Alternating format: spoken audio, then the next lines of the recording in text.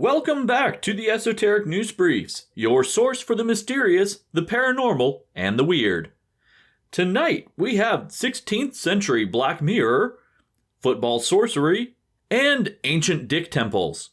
Without further ado, let's get started. In May of 2021, Czech archaeologists announced the find of a 1,400-year-old fragment of cow bone. While this is not terribly significant in itself, what they found inscribed upon the cow bone is. Before I get into what was found, we need to look at the history of the area. It has long been believed that the Slavic people of the Czech Republic did not have a system of writing until the late Iron Age. This actually led to a massive bias against them even as late as the 20th century, when Hitler viewed them as an inferior peoples, equating them with Jews due to their ignorance. Yes, he was using something that happened 1,000 years ago to justify their extermination. Continuing with this fragment of cow bone, we find that the Slavic people did in fact have access to written language. They were utilizing the text of their neighbors, the Germanic tribes. This fragment of cow bone is inscribed with a series of runes, specifically the Elder Futhark. After radiocarbon dating the bone, it is estimated that this was inscribed around the year 600 AD. More importantly, this was not a typical rune carving in which a message is relayed or a person's name is placed upon a personal object. This artifact, while still fragmented, seems to have been a learning aid. It was a visual aid used to learn the alphabet. Quote, "If we Czechs have a culture, it must never be said that we have it from the Germans, but it must be said that we have it in spite of the Germans," wrote Stanislav Jahoda in a discussion on the find. No sport has a larger worldwide following than soccer, or football for my international listeners. African teams take the sport to a whole new level, often incorporating magic and sorcery into their games in order to gain an advantage over their opponents. In Nigeria, in the year 2000, a player stole a charm from the goal of a rival team, and it is believed that it allowed them to score the 2 extra points that won them the match. In 2002, a player was arrested by riot police for placing a charm on the pitch before the game. In 2015, in a viral video, Ghana player Andre Ayew was seen sprinkling white powder onto the field before a match. This powder was believed to be muti, a powerful magical dust used in some African magical practices. It didn't really help though, as Ghana still lost the game. In Rwanda, the striker of a losing team was caught on camera running to the opposing goal and leaning an object against the post. He and the goalkeeper had a bit of a scuffle, and the striker was fined 100,000 francs. The Rwandan Football Association threatened higher penalties on anyone caught using witchcraft to influence the outcome of a match. Despite all of this, very few African teams have made it into international competition. In fact, the use of charms and magic has made so little impact outside of Africa that most organizations don't even acknowledge the practice in their rules and bylaws. While witchcraft in sports is largely innocuous, the practice does have a dark side in large parts of Africa. In Ghana, Professor John Azuma is working with Parliament and local authorities to prevent abuse of accusations of witchcraft and to assist the reintegration of individuals who have been placed into witch camps. These camps are largely comprised of women and are similar to Western insane asylums of the early 20th century, where mentally handicapped, defiant, or sometimes just nonconformist women were forced. Some of these camps are reported to have abuse, sexual assaults, and their members being used for forced labor. Conversely, these camps are sometimes a haven for women who have been forced from abusive homes or villages. Oftentimes, these women bond over shared experiences, building a home and family of their own within these camps. Gender Minister Sarah Adwoa is quoted as saying, "If I am given the nod, what I will first do is engage and visit some of these camps and engage with these alleged witches. I will further engage the traditional authorities and opinion leaders in those areas to get a very clear picture of what, indeed, ought to be done. That is not to say that the ministry hasn't done anything. I chanced upon some documents which indicated that in Gambaga Witch Camp, for instance, there are 600 inmates. When they were engaged, only one was prepared to come back home. So I believe in rebranding of these camps because, as far as the women of these camps are concerned, they have found families in these camps, and so I will engage them. Attempts to withdraw these women have proven difficult in the past. That is why I believe that another, and novel approach to dealing with the matter will be more prudent." End quote. In related news, an international alliance of African nations and academics from Lancaster University have successfully petitioned the United Nations Council to pass a resolution against accusations of and abuses attributed to witchcraft. In particular, this group aimed to prevent the murder and assault of people afflicted with albinism, whose body parts are heavily valued in the black market black magic. This group first brought their research to the Council in 2017, demonstrating atrocities across the globe against the elderly, the infirm, and the disabled, almost all of whom were women. Ikpunwosa Ero added, quote, "The resolution carefully balances protecting the human rights of those accused of witchcraft and victims of ritual attacks, while also protecting traditional healers, along with the religious, indigenous, and cultural beliefs and practices that do not amount to harmful practices as defined by UN bodies."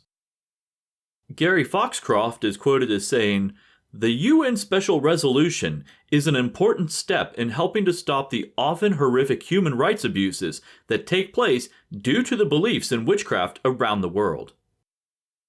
While it's a step in the right direction, countries around the globe are encouraged to show their support for this resolution and to take steps against accusations of witchcraft and the abuse of the accused.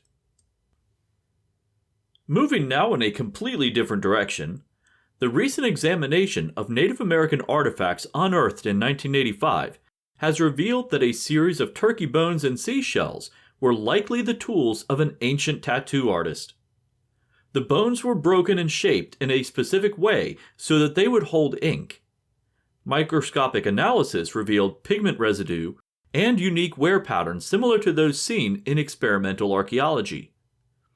The shells still had pigment stains in the recesses and cracks, causing the archaeologists to surmise that they were likely used to hold the inks used during the tattoo process.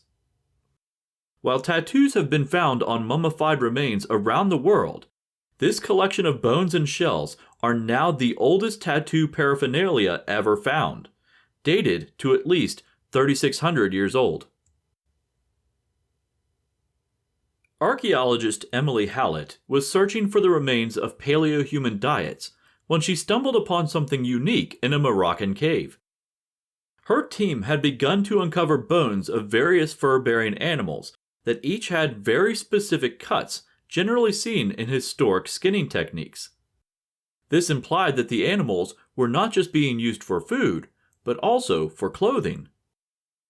Upon further investigation of the cave, the team unearthed a treasure trove of 62 specialized bone tools used for the processing and production of leather garments. Dated between 90 and 120,000 years old, these tools are the oldest known leatherworking implements found to date. Until now, it was always presumed that ancient man wore furs to survive the Ice Age, but these tools prove that techniques for leatherworking were in use, not to mention that it was becoming a more specialized process. We are going to pause here for a brief message about Patreon. Yes, Patreon. You hear about it on every podcast out there. But it really does help to keep content like this in production. For me, it helps pay for essentials like equipment, research material, and server costs. If you like what you hear on the Esoteric Book Club and you can afford to donate as little as $1 a month, please consider joining my Patreon. If you are able to donate larger amounts, you begin to unlock bonuses such as extra episodes, extensions to existing episodes, and shoutouts on shows. For example, Samantha Shaver has supported me pretty much since the beginning, which is why you hear her name mentioned on every single show. But I won't take up any more of your time. Let's get back to the news. John Dee sounds like a pretty innocuous name, but he was in fact one of the most influential occultists in the Western world. He was the court astronomer for Queen Elizabeth I and was instrumental in the proliferation of the use of crystals, channeling, the Enochian language, and divination, including the use of black mirrors. What exactly is a black mirror? This item is used for a specialized form of divination, or fortune-telling, where a person looks into a black reflective surface in a dimly lit room. As their eyes blur, visions begin to form in their mind. At least, that's the principle behind it. I've never been able to get it to work. Recent studies have revealed that John Dee's black mirror is rather unique. It is wholly a product of its time and sits at the crux of a mixing of cultures. You see, John Dee's black mirror is made from Aztec obsidian. It was always presumed that it was crafted from materials whose origins were in the New World, but there were no documents that could account for its provenance. The British Museum had Dee's mirror, 2 other mirrors of similar design, and a rectangular slab of obsidian in their collection analyzed, and it was found that they all came from the same place, the Aztec city of Pachuca. This city was conquered by the Spanish in 1528, 1 year after Dee was born. These artifacts made their way to continental Europe through the transatlantic trade, and eventually to England, where Dee would have encountered it, likely during his service as royal astronomer.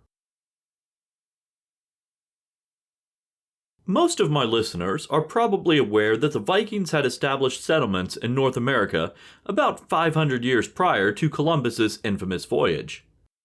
Initially, it was reported in the Icelandic sagas, specifically in the Saga of the Greenlanders, and eventually was confirmed through archaeological finds in Newfoundland, Canada.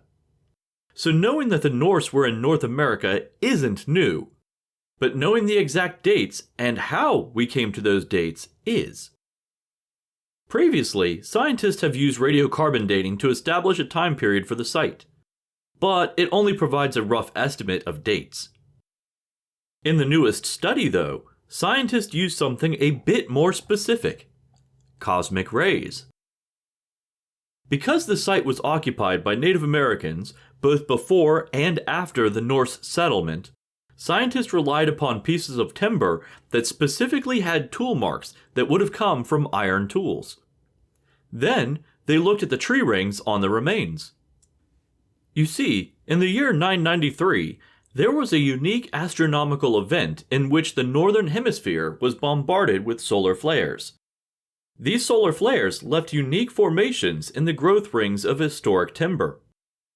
This took the form of higher than normal levels of carbon-14. Look for the tree ring with the highest levels of carbon-14, and then simply begin counting. The tree stops growing when it's cut, so the last tree ring would give you the exact year that it was felled. Testing 3 different pieces of wood, the scientists came up with the same date, even though each piece came from a different tree. The year 1021. Now, the settlement was around for 13 years, so it's unclear whether the trees were cut earlier or later in the settlement's history. That said, it can now be determined that the site was in use between the years 1008 and 1034.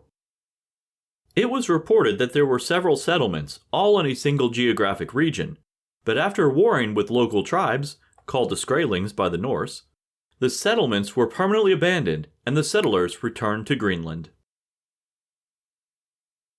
Now that the serious stuff is out of the way, let's move on to news of the weird. This next article caught my attention mostly because the author was trying to make an edgy, clickbait title, but it ended up having some unique information anyway. I didn't expect much in the way of content when I clicked the article entitled, "Rich Medieval Hipster Was Buried with His Fancy Beard Comb." Honestly, I just wanted to see a picture of this comb and be done with it. And yes, it was quite a nice comb. It was double-sided with 2 different sized teeth, crafted from ivory, and decorated with animal scenes. As a fellow bearded weirdo, I approve. This find was dated to about 500 AD in Bavaria, Germany. The discovery of a beard comb in this place at this time is not unusual. But then the article continued. There was also a women's grave nearby containing a rather unique red ceramic bowl. That doesn't sound too crazy, does it? And honestly, it's not. At least it wasn't until they tested the bowl and found out that it came from Africa. Oh, and the animals on the comb? Yeah, apparently they're gazelles. As if this weren't weird enough, the area where these 2 were buried? It's an ancient meteor crater. Yeah, these 2 uber-wealthy Germanic tribespeople who were so rich that they could afford luxury goods from Africa were buried in the spot where a meteor struck. Ultimately, this is a tremendous find with a lot of intact artifacts that will give us a brilliant snapshot of this time period. But sometimes, it's the details that really make the story. In grade school, I learned about different types of carved columns used in the ancient world. They were described using 3 categories: Doric, Ionic, and Corinthian. Well, thanks to the ancient city of Karahan Tepe, we have a 4th: phallic. Yep, you heard that correctly. In recent excavations, archaeologists have uncovered a series of buildings dating back to the same time period of Göbekli Tepe, roughly somewhere between the years 9500 and 8000 BCE. One building in particular had some unique columns. Dicks. They were all dicks. 11 massive dongs held up the roof of this building, whose main feature was, surprisingly enough, a large stone carving of a human head. This temple complex, rather than simply being abandoned and left to ruin, was intentionally buried. While it's uncertain why, I have roughly 11 theories. Saying that your favorite flavor is vanilla is now synonymous with being boring, but that also means that it's one of the most popular flavors and scents on the market. Enough so that the demand exceeds the production of vanilla beans. Artificial vanilla isn't new. It's been around for quite some time. A new discovery may solve 2 problems at once, though. How do we make more vanilla flavoring? And how do we get rid of plastic waste? What some wacky mad scientist discovered is that there is a strain of E. coli that loves terephthalic acid, the basis of modern plastics.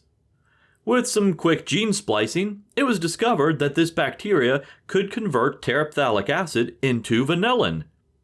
It sounds strange that in the near future that your ice cream could be flavored with E. coli excrement, but at least it's better than that thing with the beavers. It's been a regular talking point recently that many businesses are looking for workers. If you ever wanted a singularly unique job title, there is a new vacancy that may pique your interest. The official wizard of New Zealand. Yep, that's right. Christchurch, New Zealand has had an official wizard on its books for the past 23 years. For most of that time, he was just a quirky guy who dressed like Gandalf and served as a sort of mascot. Recently, though, he's been caught saying some rather misogynistic things, so he's been canned. If you want to fill this position, apply directly to the Prime Minister of New Zealand, and good luck. That's all I have for tonight. Esoteric Book Club can be found on Instagram, Facebook, Patreon, and at esotericbookclub.org. Links to all the articles will be posted in the show notes. And before you ask, no, there are no photos of those ancient stone columns. Until next time, remember, stay weird.